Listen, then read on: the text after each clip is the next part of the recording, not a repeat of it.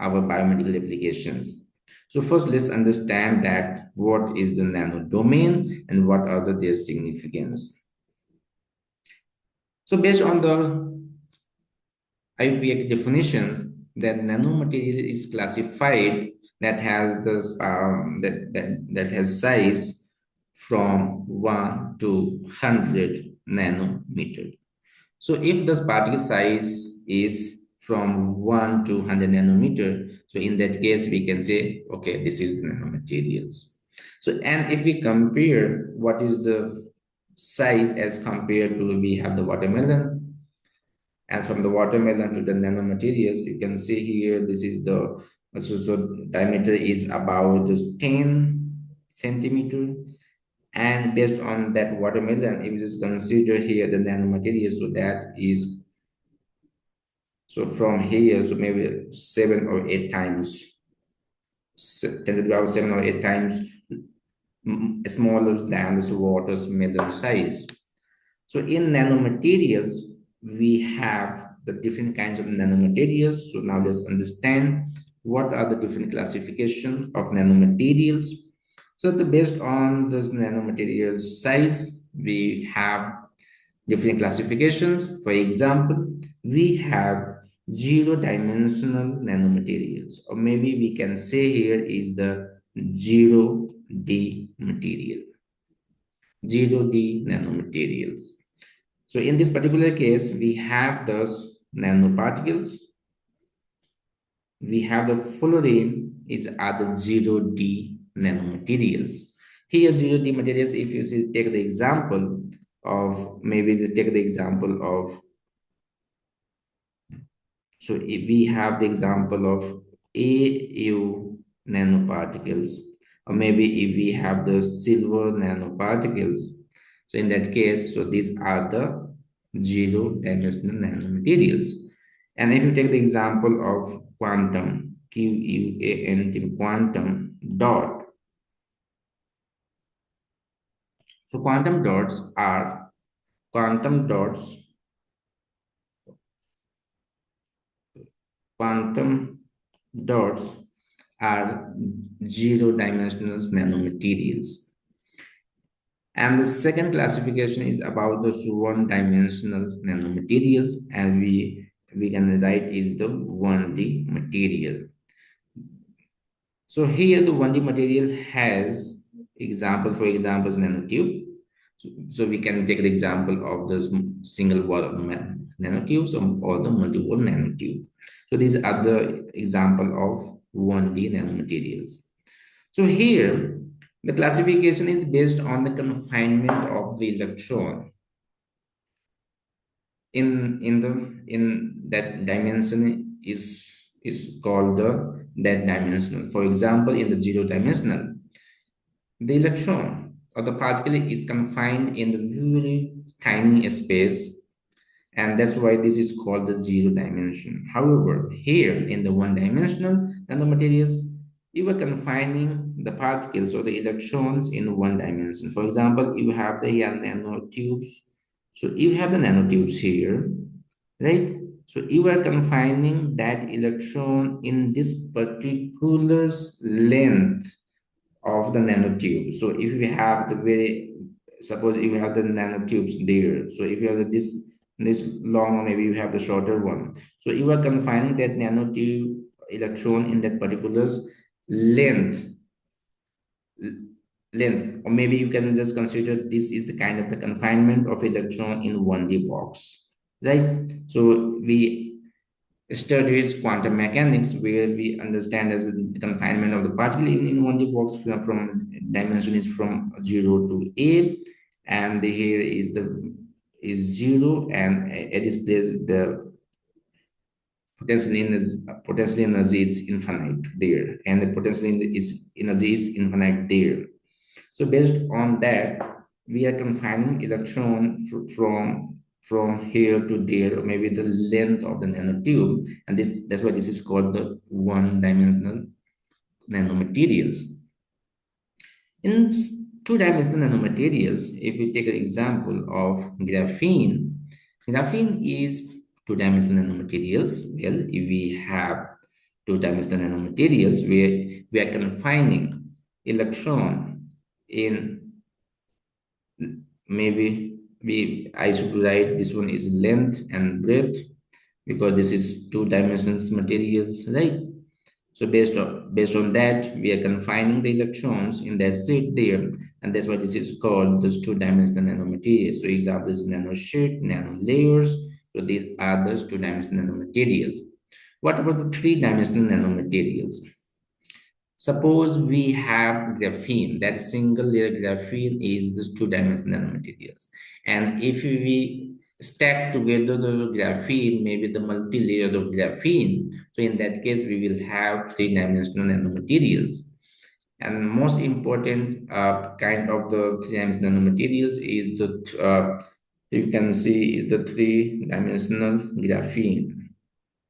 I have synthesized three-dimensional graphene. So here in three-dimensional graphene, you have the layer, multiple layer of the graphene, and that has the very high porous structures, and that gives more surface area as compared to this graphene materials. And so it has the advantages in some way. So that's why we can also use the three-dimensional nanomaterials there. So till now we understand that the nanomaterials has classification in terms of the 0D, 1D, 2D nanomaterials and the 3D nanomaterial based on the confinement of electron in that particular space. So based on the types of the nanomaterials and confinement of the electrons, there we have different properties of nanomaterials as compared to those bulk materials. For example, we have optical properties, electrical properties, physical properties, chemical properties, and structural properties. So all these properties are much different from the bulk materials. Now you have different questions about why did nanomaterial, so why does nanomaterial have different properties as compared to the bulk materials. So for that, we need to understand basic understanding about the nanomaterials. So first and foremost, important application properties of nanomaterials are the surface area to the volume ratio. So now let's understand these properties. For example, if we have here as one meters cube. Suppose we have here the 1 meter cube of this bulk material, chunk of the materials. So for this one, and if you want to calculate what is the surface area, so here we have the cube here, and each of each side is kind of the square. So we can have the surface area. What would be the surface area of the first case? The surface area of the first case is about, here we have 1 into 1 meter square, about the one surface of this cube. And similarly, we have the 6 sides. So will multiply by 6. So that is the 6 meter square. So this is the surface area of that cube. And what about this volume?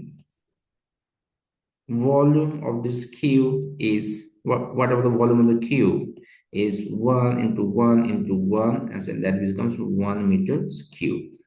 So here surface to the volume ratio will be 6 meters cube, meter square by divided by 1 meter cube is equal to 6 per meter, right? Or maybe we can write is 6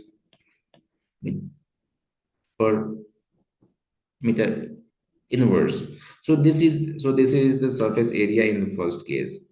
What about the surface area in the second case, where if we just cut this bulk materials, so if we just cut this bulk material into this form, so we will have, so in the second case we will have the surface area surface area would be, here we have, if यहाँ पे हम क्या करेंगे, if we just divide, this one is in the half wave and this is the half wave, so that means we have here, from here to here we have the half meter, right? So we have here, we have 1 by 2 meters into 1 by 2 meter square, right? So here is the area of this one is the 1 by 2 meter square, and we will have seen such kind of the, this area is the 6, right? 6. So this is about this one tiny cube in this particular structures. And similarly, if we cut in two part, so we will have the 1, 2, 3, 4, 5, 6, 7, 8. So we will have the total 8. And if we calculate this one, so that will be just 12 meter square. And here the volume of, total volume will be the 1 meter cube here. Here the surface to the volume ratio will be 12 meters square by 1 meter cube will be 12 per meter, right? And so what about if we further divide this one into a further half? So if we divide further this way and if we further divide this way, so we will have really tiny cube there. So in the third case, so let's understand in third case. So we have here area. So here this surface area would be, so we have, for this we have 1, 2, 3. So actually we had 1 meter from here to here, and we have the three part, 1, 2, 3. So each will be the 1 by 3 into 1 by 3 meter square, right? And similarly we have the this one, this kind of this cube surface in the one tiny cube is the six side, and if we multiply by 27, so here the 27 comes because in one big cube we have 1, 2, 3, 4, 5, 6, 7, 8, 9. This is 9 in one side, 9 other side, and 9 in this middle of this cube, and that's why we should multiply by 27, and we will have here 18 meter square. And here surface to the volume ratio will be 18 meter square divided by 1 meter cube, and that will be the 18 per meter. So here, if we just consider the difference between all these surface areas, so in first case we have 6 meter in inverse, we have 12 meter inverse, and we have 18 meter inverse. So as we divide into the small size of this bulk material into the smaller pieces, then we are increasing the surface area, surface to the volume ratio. So we took the example of the big cube. So even though in the big cube we have seen that there is increase in the surface area. Similarly, if we take example of the big material, and if we just divide that materials in piece to piece, so that the size of the material should be in the nanomaterial range. So maybe if we, so here if we take this big shape of the material here, the size is 10 centimeter, right? And if we divide this material into this many of the smaller material with the size is 1 mm, and further we divide this into the small size, so here so maybe 11 micrometer, and further we will divide into the 1 nanometer. So we had one particle of the size 10 centimeter radius, and if we divide that one into the sphere or the particle size with the 1 nanometer. And if we take the surface to the volume ratio, because the volume of all should be with the same. However, if we talk about the surface area, so if we just consider the surface area is 1, so with respect to this one, if we calculate the surface area of this one, so here that surface area is increased by 1, 2, 3, 4, 5, 6, 7, 8. So it is 10 to the power, sorry, so it is about 10 to the power 8 times, right? As compared to the surface area of cuboid, one big particle of the size of those 10 centimeter. So this is the improvement of the surface area to the volume ratio. And that is going to affect overall the properties of the nanomaterials. Because you are increasing surface area by 8, 10 to the power 8 to 9 times, and that is very huge as compared with the bulk materials. So if you are going to see the improvement of the minimum chemical properties, physical properties in many order as compared to the bulk materials. So here we can see here the effect of the surface to the volume ratio.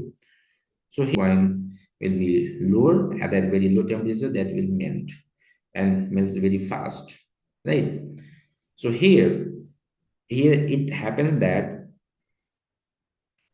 we have the chunk of the ice, and in the second, because we have this a small cube of the ice in the second beaker. So what happens here in the first beaker, since we had very chunk of ice, so in that case there was the very less surface to the volume ratio in this particular case. However, in the second case, we have very high surface area as compared to the volume ratio, right? So in this case, the melting process becomes very faster as compared to the in the first case, because of the increase in the surface area. So melting process will happens at the same temperature. However, the rate of the transformation from the solid state to the liquid state becomes much faster based on the surface area. That will be the that depends on the size of the cubes. The rate of this melting or converting from this ice to this liquid, that depends on the size of the cubes of the ice. If you have the smallest cube, so that melts very fast as compared to the biggest size of the ice. And the third is about the catalytic properties there. So if you understand how nanomaterials affects the cat, um, cat, catalytic properties and drug delivery, so because of the high surface area to the volume ratio, nanomaterials have very high catalytic activities, catalytic, catalytic activity, and high rate of drug delivery, high drug delivery. So these are the very important point if you use the nanomaterials. Okay, so we understand based on this basic and basic example that how the what are the effect of the surface area to the volume on the melting point and the catalytic activity of those nanomaterials. And now let's understand what is optical properties of nanomaterials as compared to this bulk material. So we know this is so this is the gold brick we have, so that is 99.99% brick. And if you just break down the brick of the a brick of this gold into the nanomaterial size, maybe the 100 at the different size of the nanomaterials. For example, if you just break down into the 50 nanometer, 60, 70, 80, 90, 100 nanometer range, so in that case, you will see the different color of those gold nanoparticle. So here you had the one color of the gold and the one property one similar properties of the gold's material in the so bulk nature, and if we divide that one into the nanomaterials range, in that case we have the different color. For example, if we have the nanomaterial of the size of the 50 nanometer, in that case you will have the absorbance, and that absorbance maximum is close to the that close to the 550 nanometer. One sec.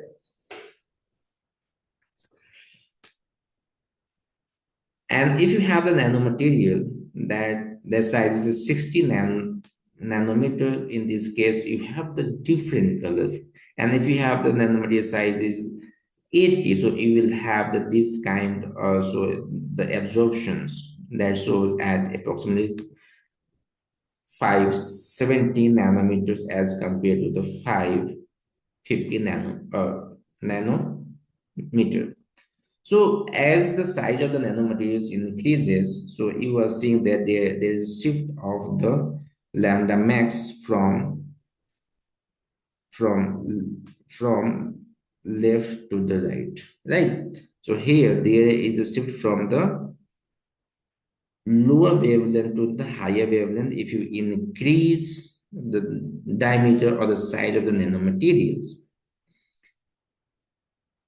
And based on the different size of the nanomaterials, you will have the different color of the nanomaterials. Now, questions is here, why size of the nanomaterials affects the color of the nanomaterials? What are the correlations between here the rate shift of the absorption of the nanomaterials in as the particle size increases? So we need to understand, and this is very important properties of the nanomaterials. So if you want to control the nanomaterials, or maybe if you want to have the nanomaterials of the different properties, then we can control the particle size of the nanomaterials, and based on that we will have different optical properties and this mechanical properties as well.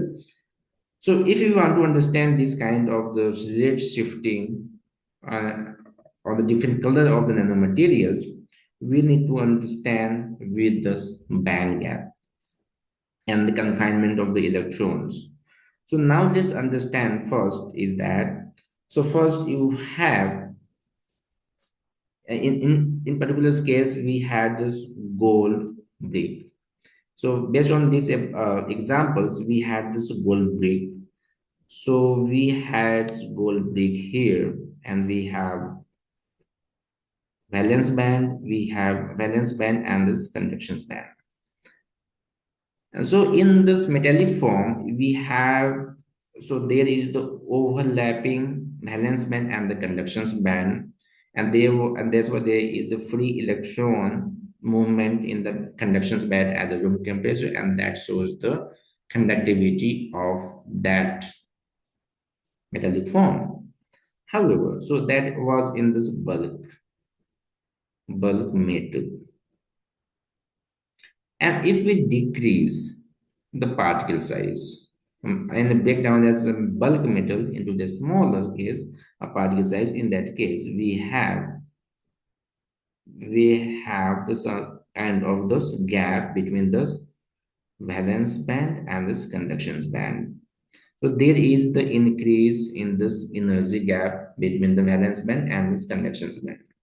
And further, if you decrease the particle size, so in that case, there is a further increase in the gap, and that gap will increase, continue if you increase the particle size. So this is the bulk metal, and this is the nanomaterial range with the decrease decrease in particle size. So in this case, we have valence band and a conduction band, and if you have the very small size of the nanomaterials, so in this case, you have the huge difference between the energy from the valence band and the conduction band. And because of the different energy level, what happens in the presence of light? So that will absorb. So here, let's understand. So in presence of light, so that absorb electron will go from here to there, and if it is come back from conduction band to the valence band, that will emit. So because of that emission, we will have the color, and based on that emission, we understand what is the color of this material or the nanomaterials. So here, if you see here, you have the absorption and there is the emission. So because of the less different energy difference, you have the lower energy emission from in this particular case, and in this case there is the highest higher, and in this particular in third case you have the huge energy gap. So in this case you will have the in emission of inside emission of the energy of the shortest wavelength, and because of that we will see this blue color. So in this case we will see this red color. We will see here is the we will see here is the blue color. We will see is the blue colors. So it is all about the energy difference between the valence band and the conduction band, and similar things happens here.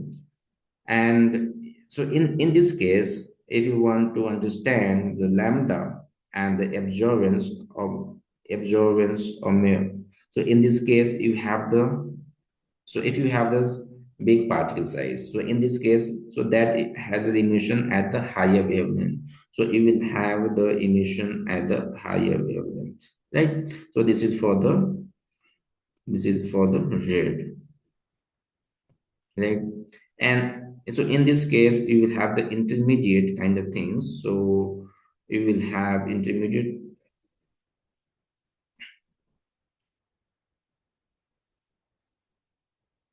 Let me write again. So this is for the red.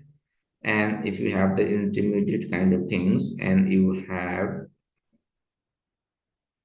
and this is an green, and you will have here is the blue. So, so your third case is about this blue, because you have this large gap between the valence band and the conduction band. In this case, you will have the shorter wavelength as compared to the here for the red color, that is the longer wavelength. So this is lambda 1, 2, and then lambda 3. So we understand here what is the effect of the particle size on the band gap of the nanomaterials. So this kind of the splitting of the energy or the splitting of the band is because of this quantum confinement, and because of the nanotechnology and this kind of the discovery or invention. John Nest got the Nobel Prize. So he explained about this quantum confinement, and because of the quantum confinement, we will have the different colors of the nanomaterials. For example, so in first case, so here in first case you have, so let's understand the effect of the nanomaterials, size of the nanomaterials on the energy. So here, if you have this big nanomaterial, right? So if you have the big nanomaterial, so here, if you see here the dimension, right?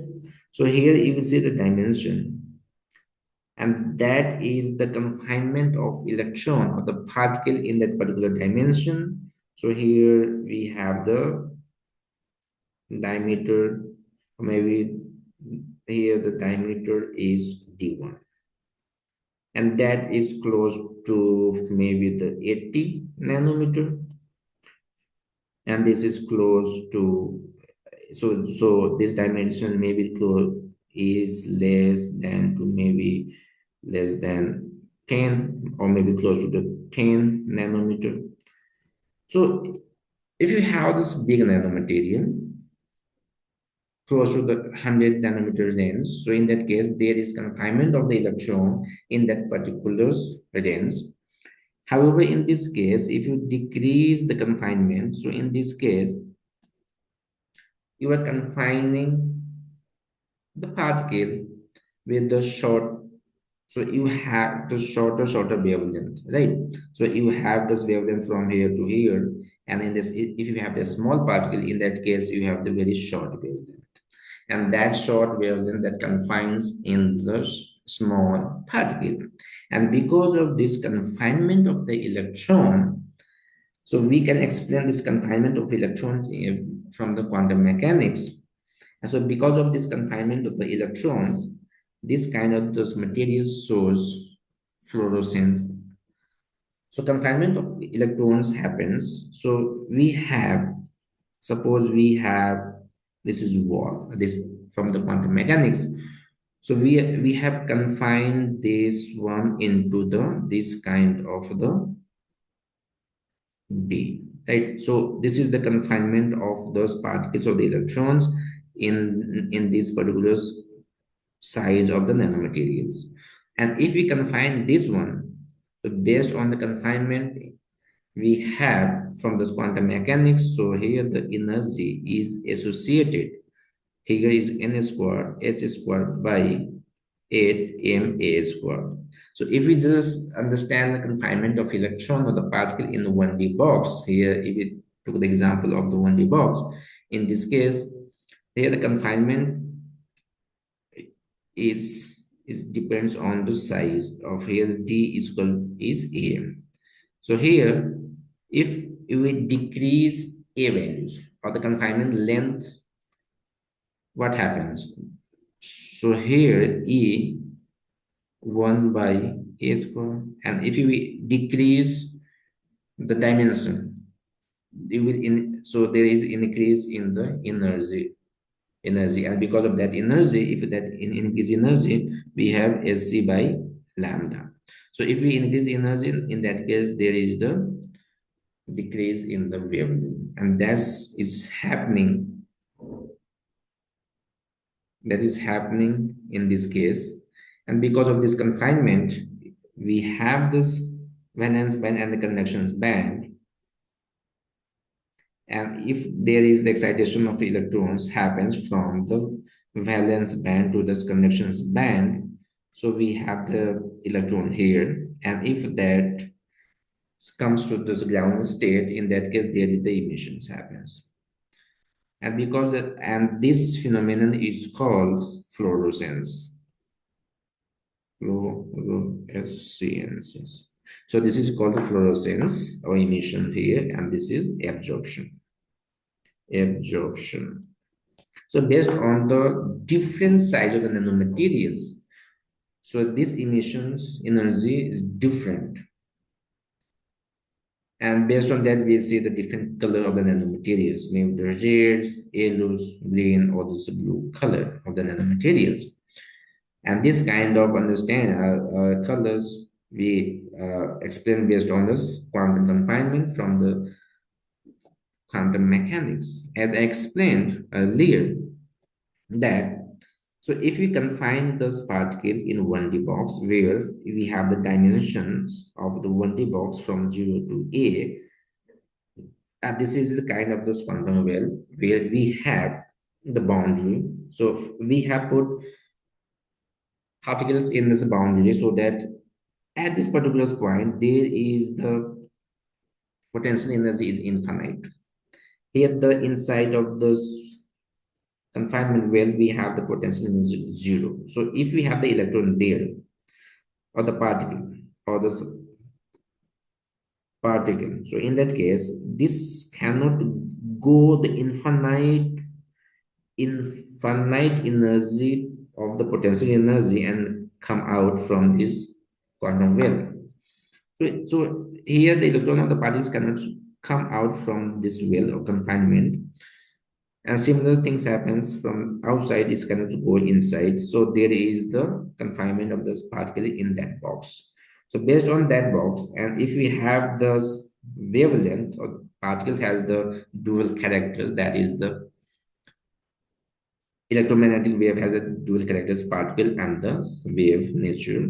If that has this wave function is psi n there, so based, and if we solve that one based on this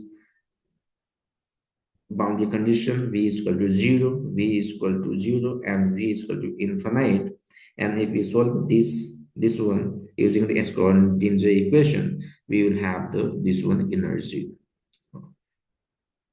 of the particle in this box. And here that energy has a different layer if we have the n is equal to 1, 2, and 3. So in this case, there is the quantization of energy in this particular confinement. So we have the energy, we have here n1 energy exponential. So we can see here if we have the n is equal to 1, n is equal to 2, and n is equal to 3, we have the different energy level.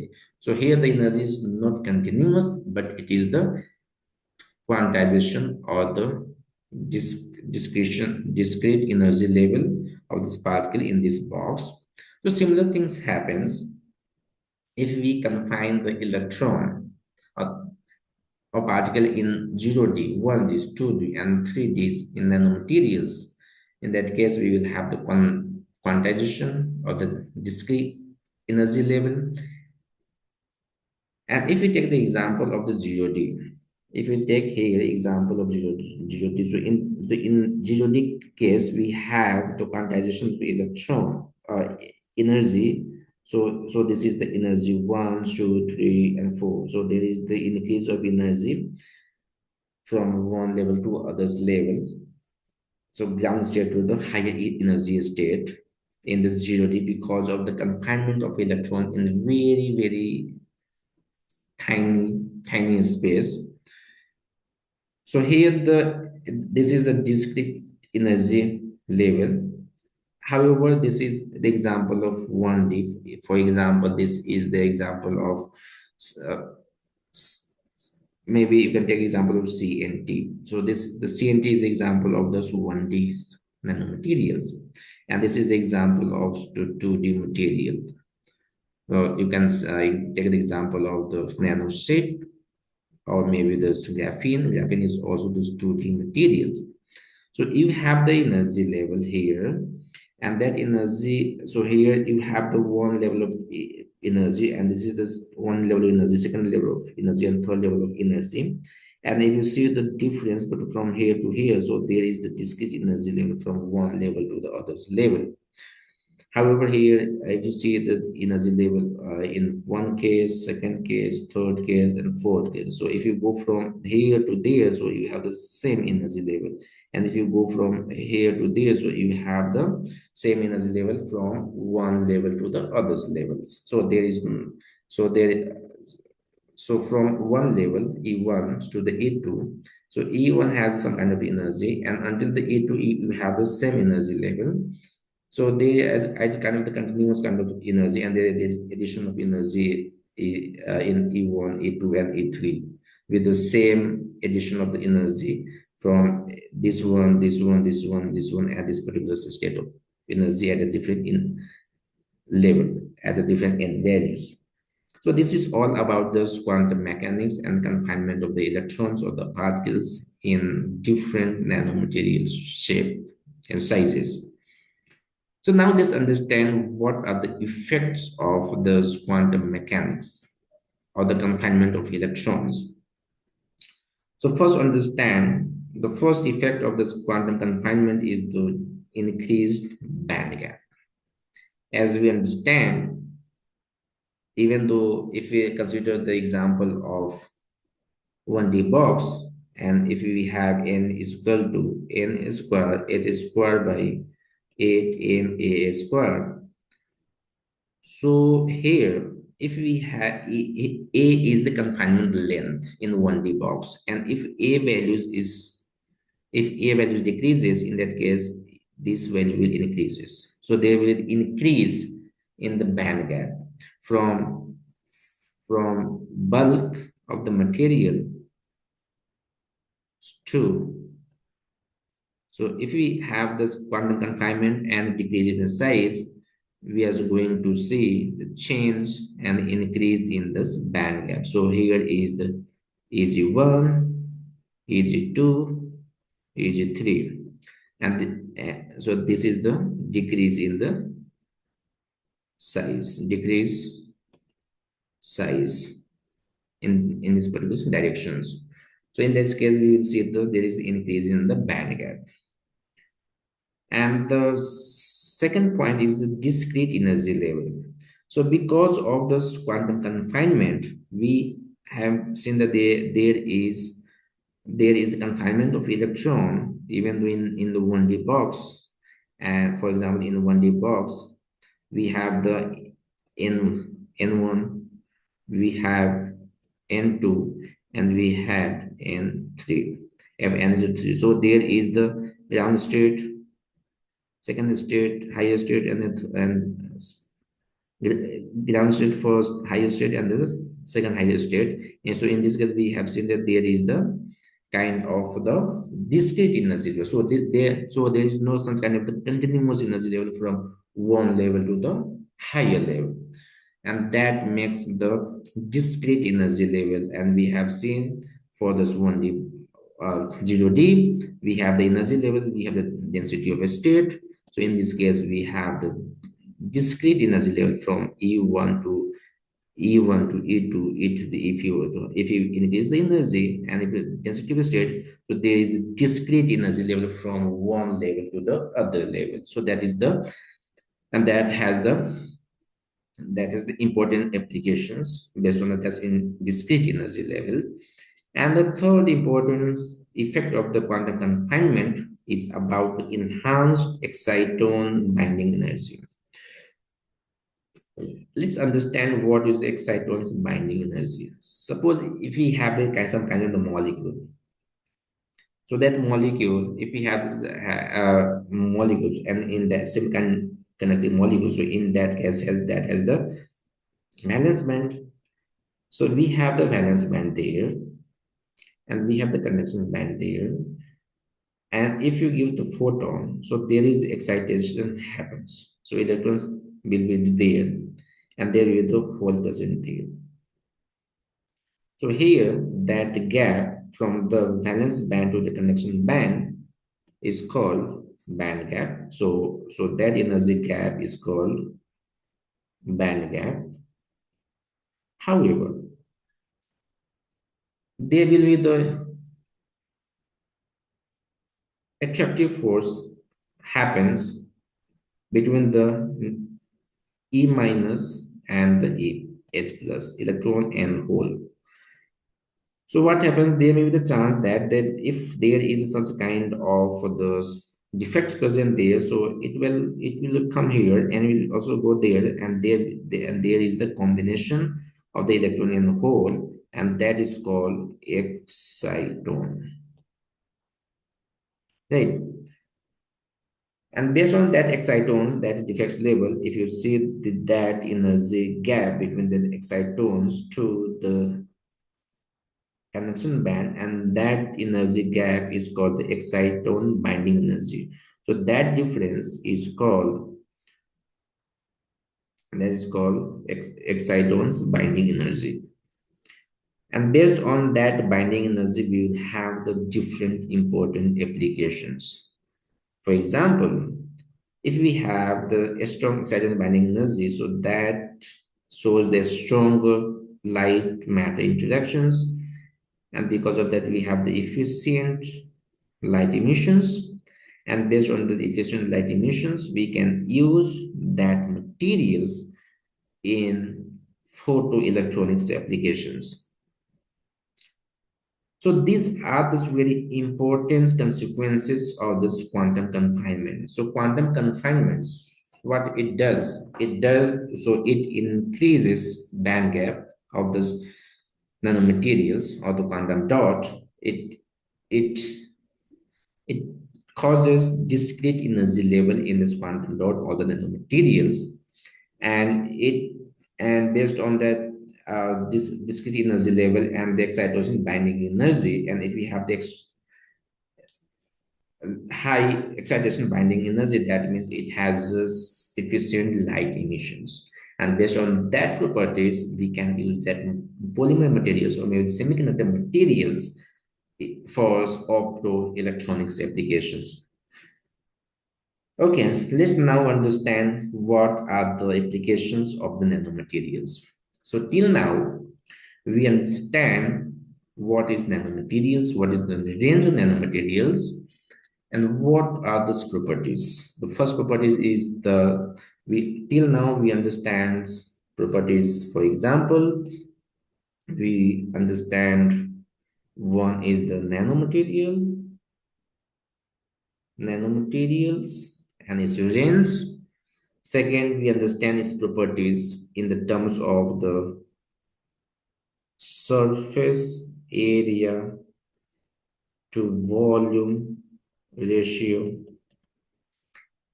And because of the large surface area to the volume ratio, nanomaterials have distinct properties as compared to this bulk materials. And we understand its implications in for this melting of ice. So that speeds up melting of ice if we have the smaller size of the ice cube. So that means, so you can take that example for any kind of the materials. And the second thing we understand about the catalytic activities, catalytic catalytic activity, drug delivery, drug delivery. So this is a very important point. There's this catalytic activity and this drug delivery. So this is all about these things. And the third properties we understand about the optical properties. Optical properties. And we understand that optical properties is because of this quantum confinement of electrons, and that and this is because of the small size of the nanomaterials, and that shows the discrete level of energy increase the band gap, and because of that we can use that in this optoelectronics applications. And fourth point, we can understand that one is the electrical conductivities. Electrical conductivity. So as we understand that from the example of the bulk gold, maybe if we have this gold metal, so that is the electrical conductive, right? And if you just the decrease the particle size of the gold nanomaterial into the nanomaterial nanorays, maybe the 10 nanometer. In that case, that material has the properties of the semiconductor materials, and that shows the light, right? So in that case, how will you understand with what is the electrical properties? So you had the electrical properties, and then you converted that one into the semiconductor materials. So you will see the change in the electrical properties. So based on this kind of the understanding, we can use quantum confined materials for the optoelectronics. Okay, let's understand this one. So in optoelectronics, we can use as a laser diode, We can use this material as a laser diode. We can use as a photodetector and the LEDs. So now let's understand first is this laser diode. One of the Japanese company has developed quantum dot laser because it has the properties about the exciton. So we had the discussion about the exciton binding energy. So based on the exciton binding energy of the semiconductor materials or the quantum dot, we can develop the diode, quantum dot based diode. And you can develop or the design the quantum based diode. So this is one of the example of the laser diode,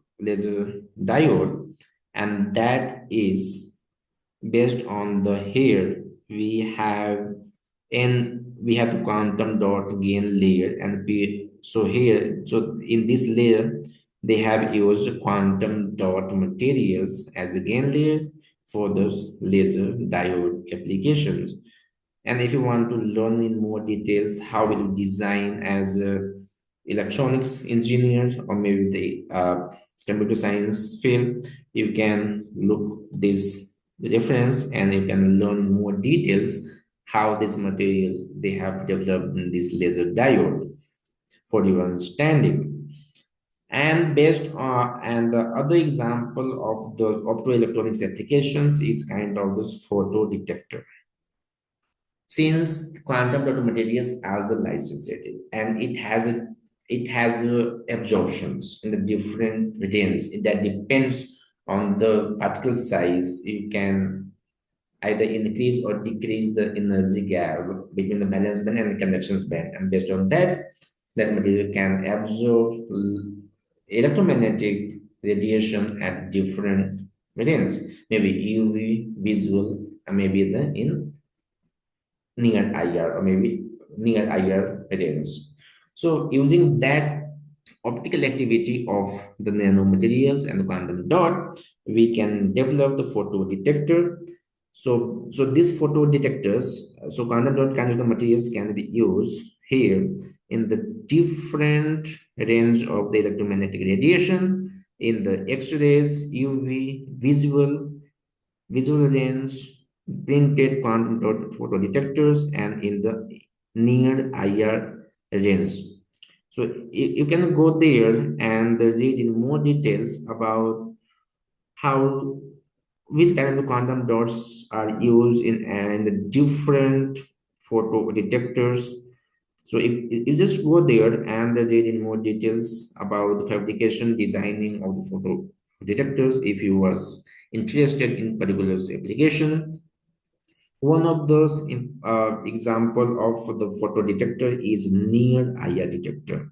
So near IR detectors, they have used here lead sulfide based this quantum dot material. And so you have the ITU, indium tin oxide, you have the silicon nitride, you have the indium phosphide, you have titanium, platinum. So this is just for this contact of the titanium, platinum, or this gold. And you have this graphene, you have the L2O3, and you have this main component of this photo detector is the PBS, lead sulfide PBS based on nano quantum dot materials. You just go there in this reference and learn in more details how of the designing of this photo detector. And the third important application of the photo electronics is that the development of those LED. As so initially we used LED at different applications. So initially the development of so we had LED, and then we shifted from LED to the OLED, and now we have advanced version of LED, and that is the QLED. So here initially we used the liquid LED and there is the OLED. So that is the organic based materials. LED or maybe LCD. It is better to write LCD, liquid crystals display, and you have the OL, OLCD or maybe the QLCD or maybe QLED. So these are because of the, maybe we can use in the LED or the LCD display. It is because of that these quantum dot kind of the materials are more efficient, and that has the efficient display as compared to the LCD display. And at the same time, the quantum dot LCD, so quantum dot LCD has the vibrant colors contrast as compared to the LCD. So they are the main advantages. First advantage, that is the QLCD. QLCD has advantage in terms of the, this is the energy efficient as compares to LCD, compared to LCD or LED or LCD, and it has the high color contrast, or maybe you can say it is high resolutions, right? So if you have the high energy efficient, you have the high colors contrast or high resolution, so you are going to use QLED or the QLCD kind of the display, that is for the advanced applications or the efficient applications.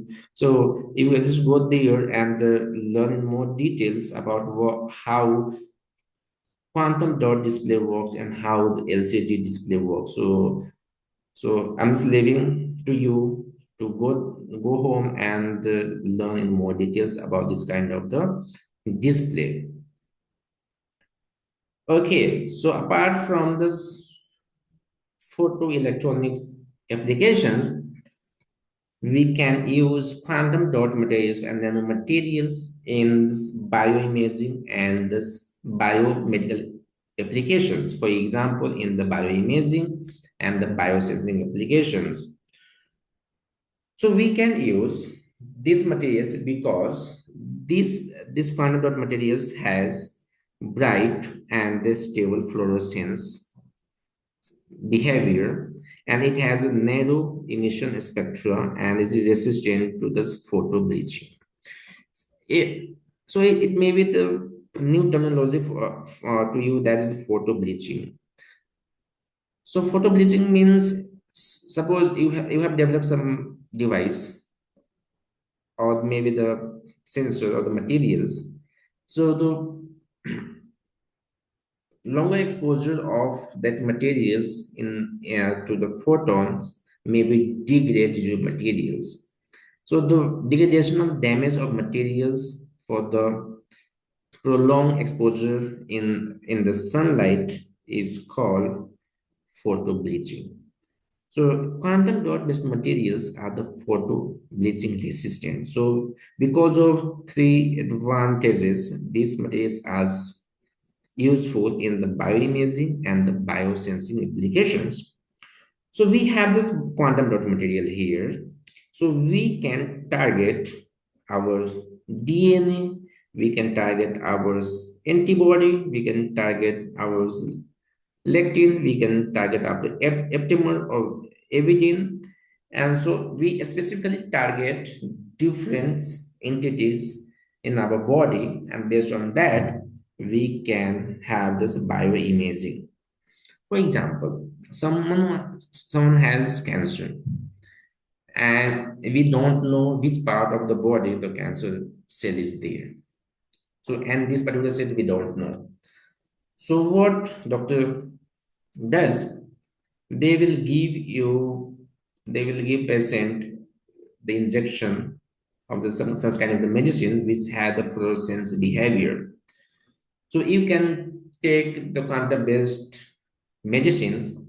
If you inject into the patient's body, so that drugs will go and selectively bind with the cancer cell, and that material has the fluorescence activity. So what happens after the injection of that drug to the patient? If you just scan the body of this patient, it will localize where the actual cancer cell is there, and based on the localization, doctors further take the actions, maybe do the surgery, or maybe they do the chemotherapy at that particular organs or the particular body. And that's in that way this bioimaging is really, very important. And the other application apart from the bioimaging is that the biosensing. Biosensing so quantum dot material and nanomaterials is very large surface area. And because of that, it has a high sensitivity as compared to the other materials, and because of that, the biosensor is most sensitive to the inner light, and for that we can develop such kind of the biosensing. Biosensing is also used in the case in nowadays the nanomaterials and quantum dot materials as used in the early detection of the very dangerous disease, for example, the cancer. You can also early diagnose heart disease. You can early diagnose the liver or the kidneys problem. So if you have the very high sensitive sensors, then you can use this kind of the sensors at different applications, and you can decrease mortality rate. Because in the case of the cancers, we can only diagnose cancer at the second stage. But what would be happen if we have the capability of diagnosis of the cancers at the first stage? In that case, we can decrease the mortality rate. We can save many lives in the world. And that is the importance of the nanomaterials in the healthcare services. So here, quantum dot or maybe the nanomaterials can be functionalized with aptamers. We can functionalize with the antibodies, and we can diagnose the cancer cell in the live body. Maybe we can take the model of this animal, or maybe we can use to this human body. We can diagnose photodynamics therapy. We can tumor molecules marker detections. We can selectively develop the drug, and that will go in particular organ in our body. We can also use kind of the surgical oncology. So once doctor knows which part of the body there is the which part of the body the cancer cell is there, and the doctor do the surgical activity, and they will remove the cancer cells from the animals or maybe the human body. Maybe we can develop quantum dot and nanomaterials based sensor or and this drug for the treatment of those various challenging disease. We can say here, for example, the cancer is a very challenging disease because we don't have the effective diagnostic at the early stage. So we can develop such kind of the sensors or maybe the drugs. So here we can also use the quantum dot materials or the nanomaterials for the medical imaging purpose. So that medical imaging can happen with a different kind of techniques. For example, we can develop the biosensors that are based on the fluorescence detection. Quantum dots are the fluorescence materials. They will give you the different colors if that bind with the inner light. So suppose you have this gold nanoparticle that has the red color, and if that binds with the inner light, and if that colors change from red to the yellow, or maybe the green or the blue, or the vice versa, if you have the green color of the nanomaterials, and if they change color to the red, so based on the color change and inner light concentration, we can have the biosensor. So that will be helpful to diagnose the diseases. We can use the fluorescence and the TAME, so TAME detections using the quantum dot materials. We can also use in this bioanalytical assay, and that is also based on the fluorescence properties of the nanomaterials or quantum dots. Again, we can use that quantum dot in ex vivo cell imaging and in vivo animal target to the particular cell, tissue, organ, or the tumors. And based on that, we can find out the problem in particular organ, and then doctors will take the further actions. If you want to read in more details about these applications, go in particulars reference and understand the diverse application of the quantum dot. Well, the third important application of the quantum dot materials are the use in this quantum computing and the information processing.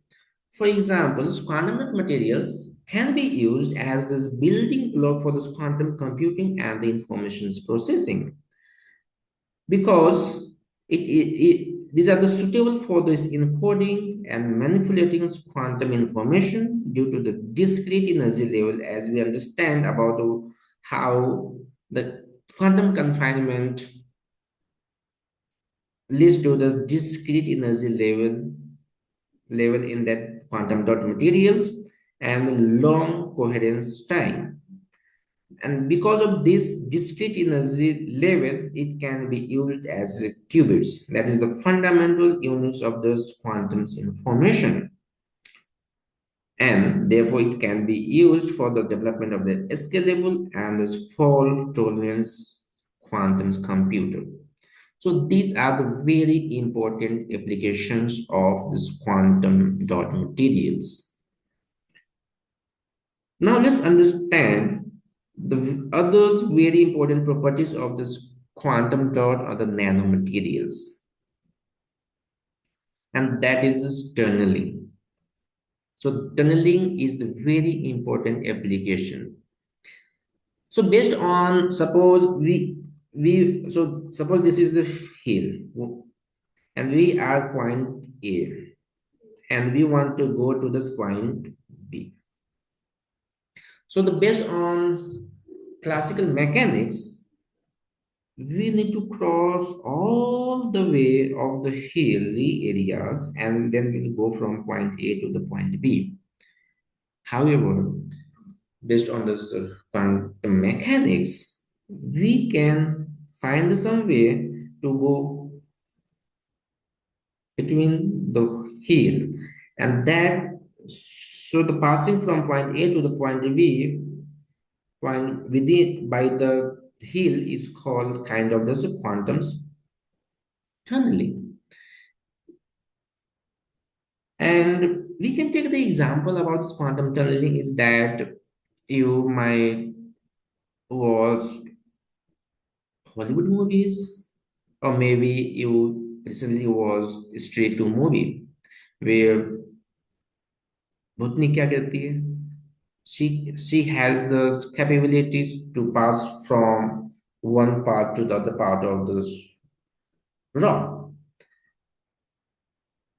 And so उसके लिए वो क्या कहती है, so she just runs towards the hill at very high speed. So what happens, so you have here, you have the wavelength, and that particle has a dual nature, particle and the wave as well.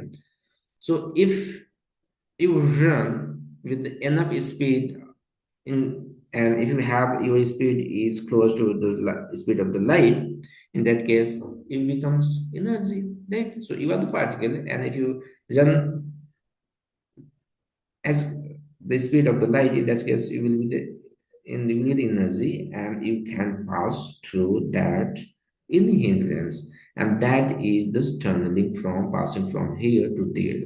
Bhutni statue movement same रहती है. So here in classical mechanics, we need, if you have barrier, then we'll go from here to there, right? However, in this quantum mechanics, if you have barrier and if we have this event, so this is the barrier. So this barrier has kind of this potential energy. However, you have the energy and that has the kinetic energy. So in that case, the particle has less kinetic energy than the potential energy or the barrier. So in that case, even though at a low kinetic energy, that particles can pass through this barrier, and this is called as quantum mechanics. Now let's understand with some facts. So for example, let's understand 1D box example. So we have here 1D box. So we have the 1D box, right? Or this is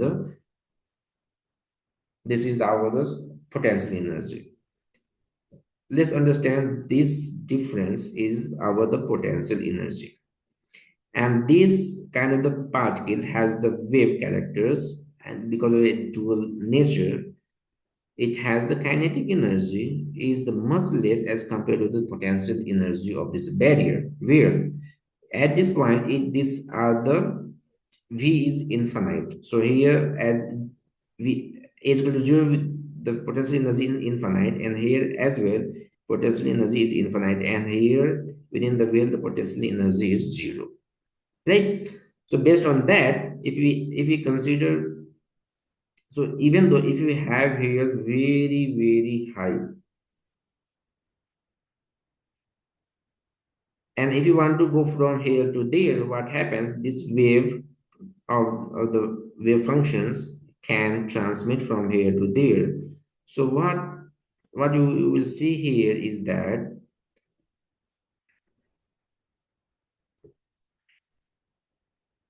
so that is oscillating wave. So it strikes at this point, and there is a decay in this particular gap. So there is no such kind of the oscillating kind of the wave in this particular barrier.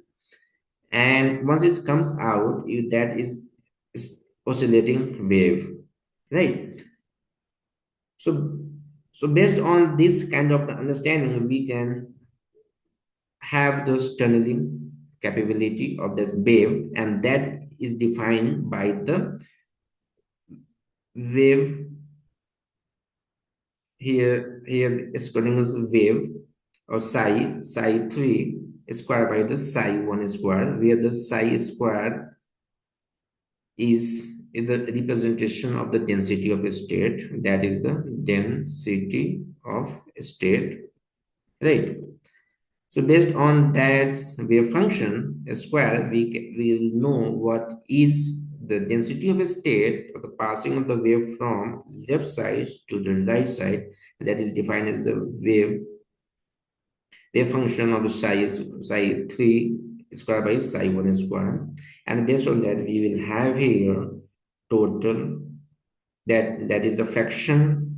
So this is t by t naught, and that is e to the power minus 2 alpha a, where a is the length of that barriers, and alpha is defined as this energy. So based on that, we understand what is the percentage of transmissions can happens. Okay, so till now we understand the different properties of the nanomaterials. For example, surface to the volume ratio, optical properties, electrical properties, and tunneling properties of the nanomaterials. And based on this kind of a tunneling mechanism, we can develop the spectroscopy. And one of that kind of the spectroscopy is present, and that is STM, and that is scanning, tunneling microscopy. So based on the tunneling phenomena, there is one kind of the microscope happen is present, and that is the scanning tunneling microscopy. Okay, so till now we understand the basic principle of the nanomaterials, and in the next class we will understand bio nanotechnology.